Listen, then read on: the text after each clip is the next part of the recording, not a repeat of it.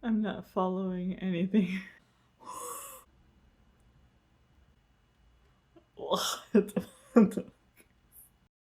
Hello fellow anime geeks, and welcome to another first impression in this 2020 spring season, and my never-ending quest to try absolutely everything I can get my hands on. As usual, I'll be organizing my thoughts by answering these 4 questions in the hopes that it'll help you determine if this is an anime that's worthwhile for you, and I definitely need the organization today because I have no idea what I just watched, but I know it was called NAMI YO KIITE. Mal tagged this as comedy, drama, romance, and seinen, and I was so confused that I had to go look up the IMDb classification for the only other thing that this reminded me of, Gilmore Girls. So I'm going with dramedy.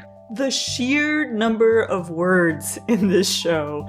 I've heard Gilmore Girls creator talk about being laughed out of a room when she tried to turn in as many pages as she did for her script, but this show really pushed my subtitle abilities past their limits. And all of the references to specific neighborhoods and particular aspects of Japanese culture just went straight over my head, and all I could really think about was what an amazing seiyuu they cast. It is definitely a seinen. It is more raw and crass, and the topics are pretty adult. I don't know how Samura-sensei snuck in any plot, but he did. In the first episode, we instantly got to know our protagonist, saw her at work, and then went backwards in time to find out how she actually got her job in radio.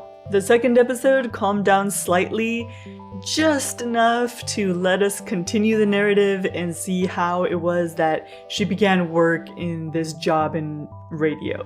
We got a look at quite a few characters, and I still have no idea of her relationship with most of them, but I'm intrigued, and I have no idea where this romantic element is going to come from, so that's pretty exciting. The characters are vivid, and the premise is crazy, but still really real. The art is interesting. You can tell that the drawing style is unique to this writer, and the art style also subscribes to something that I've really liked and more anime are subscribing to nowadays, which is the texture and pattern type overlays over different sections. But the dialogue is what's impressive about this show. I think it's brilliant to make your protagonist work in radio, because then you have so many opportunities to use smart and witty dialogue. Is it worthwhile? Well, that's a yes for me. Although it's a little bit tentative because some of y'all may know this, but my tastes are really prudish and this looks like a very adult show, so we'll just have to see how much I can take. But if you were looking for a witty, raw show that doesn't give any figs, then this might be your best bet this season. And on that note, I'll catch you in the next video. This is so bizarre.